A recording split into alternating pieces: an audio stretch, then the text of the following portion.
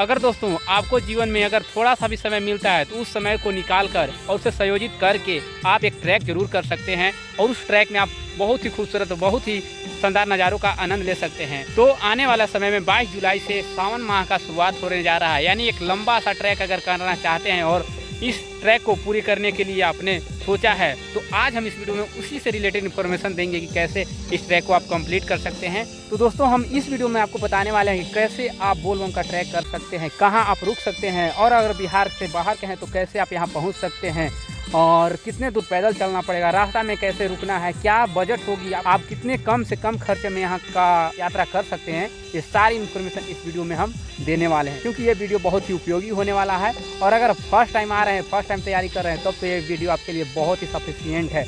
तो वीडियो को एंड तक देखिएगा दोस्तों और आपको विस्तार से इस चीज़ को हम जानकारी देते हैं। कि मैं हूँ कार्तिक, आप देख रहे हैं अपना यूट्यूब चैनल किंगू ब्लॉग। तो चलिए स्वागत करते हैं आज के इस वीडियो में और आपको बताते हैं कि कैसे इस ट्रैक को कर सकते हैं।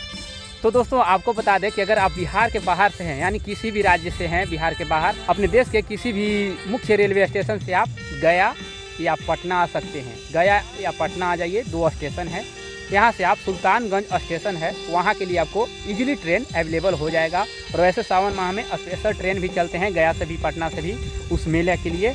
तो आप ट्रेन के माध्यम से लगभग 210 किलोमीटर के आसपास है गया से भी और पटना से भी, तो ये दूरी कवर करके आप पहुंच सकते हैं सुल्तानगंज। और इसमें आपको 100 से 150 रुपया ट्रेन के किराया लगेगा, इससे भी कम है। तो आप वहां आ जाइए। इसके बाद अब निर्भर करता है कि आप वहां किस समय पर पहुंचे हैं।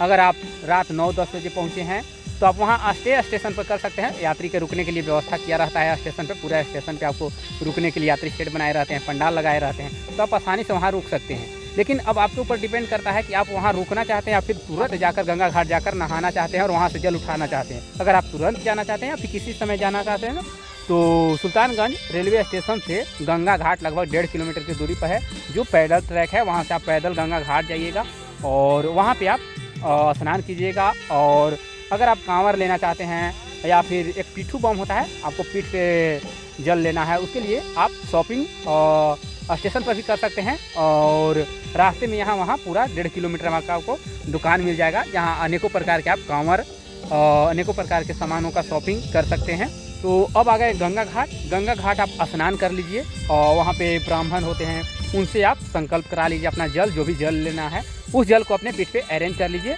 और वहाँ से आप ट्रैक भगवान के नाम लेकर, भोलेनाथ के नाम लेकर शुरू कर सकते हैं आगे के लिए।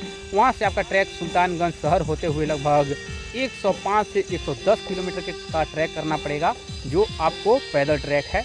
और फर्स्ट डे आप कितना चल सकते हैं वो आपके ऊपर डिपेंड करता है कि आपका कैपेसिटी कितना है, आपके साथ कितने लोग हैं। लोग में एक ग्रुप होता है, उसमें होता है कि कोई स्लो चल रहा है, कोई स्पीड से चल रहा है, तो वो मेंटेन करते हुए आप लगभग 30 से 40 किलोमीटर चल सकते हैं। और वैसे 3 दिन का टारगेट लेकर चलिए या फिर 4 दिन का टारगेट लेकर चलते हैं तो और इंजॉय करते जाइएगा।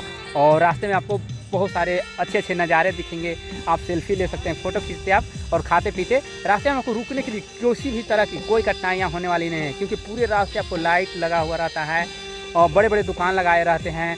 यहाँ तक कि सुल्तानगंज के बाद आप पैदल चलना शुरू कीजिएगा तो आपको लगभग 10 किलोमीटर 5 किलोमीटर पर आपको निःशुल्क भोजन शिविर, बड़े बड़े शिविर लगाए रहते हैं, जहाँ पर आप निःशुल्क खा सकते हैं, रह सकते हैं, वहाँ दवाइयाँ ले सकते हैं, मेडिसिन, मतलब अनेकों तरह की सुविधाएं आपको रास्ते में निःशुल्क अवेलेबल होते जाएगा। उन सबको फ़ायदा उठाते आप आखिरकार लगभग 87-88 किलोमीटर दूरी तय करके और बिहार झारखंड के बॉर्डर पर यानी दुम्मा बॉर्डर पर पहुँचिएगा।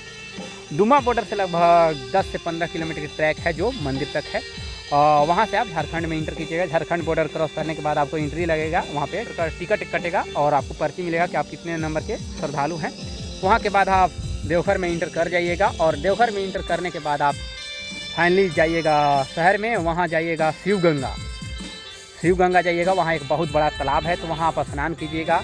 स्नान करने के बाद वहाँ पे जो भी आप जल लेकर जाइएगा उससे संकल्प कीजिएगा, अपना कपड़ा चेंज कीजिएगा और वहाँ पे जो भी बैग है आपका है वो वहीं पे साधु संत होते हैं जिनसे आप प्रसादी लीजिएगा, उनके पास रख दीजिएगा। वहाँ से फिर आप सिर्फ जल लेकर और लाइन में लगने के लिए आप चल जाइएगा। आपको लगभग 5 किलोमीटर के आसपास पूरे राउंड आपको अलग अलग तरीक़ों से आपको क्रॉस कराया जाएगा, कभी बिल्डिंग में, कभी टेंट में, कभी सेकेंड फ्लोर पर, कभी थर्ड फ्लोर पर। इस तरह से आपको राउंड कराते हुए फाइनल लगभग 2 से 3 घंटा, अगर भीड़ है तो आपको 5 घंटा लाइन में आपको खड़ा रहना पड़ेगा।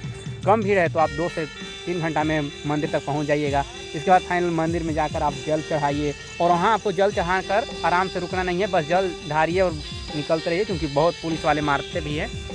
और फिर बाहर निकल के आप आसानी से वहाँ पे पूजा कर सकते हैं और बाकी और देवता है उन्हें देख सकते हैं।